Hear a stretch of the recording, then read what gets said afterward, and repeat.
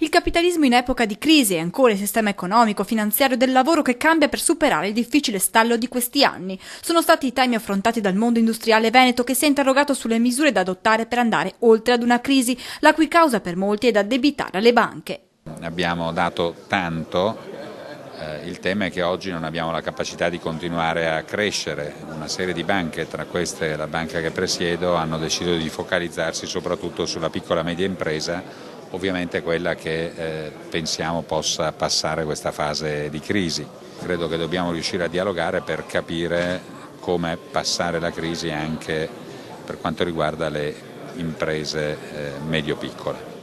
L'epoca che stiamo vivendo fa da spartiacque tra due mondi diversi, spiega Alessandro Vardanega, presidente di Unindustria Treviso. Ora il nostro territorio può rinnovarsi partendo dalla nostra identità, ma deve trasformarsi tenendo conto dei cambiamenti in corso. Le aziende, prosegue il presidente degli industriali trevigiani, devono internazionalizzarsi puntando sull'innovazione. Da Vardanega poi un appello al nuovo governo che si formerà dopo le elezioni. Noi chiediamo alla politica la capacità di formare un governo che possa stabilmente governare per un periodo sufficientemente lungo per poter fare quelle riforme che da tanto tempo aspettiamo.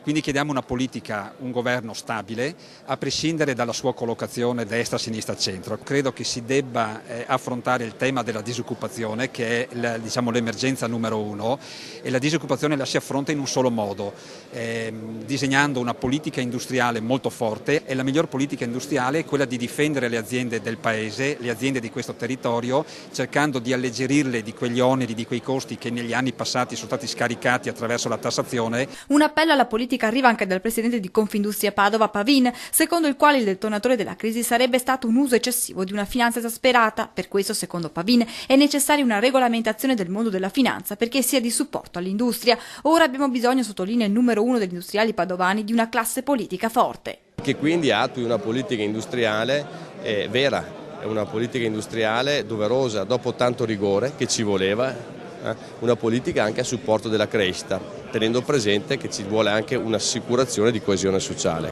Sul tema dell'occupazione chiede venga concentrata l'attenzione della politica il patron di Geox, Mario Moretti Polegato. Una grande concentrazione sul posti di lavoro, soprattutto per i giovani.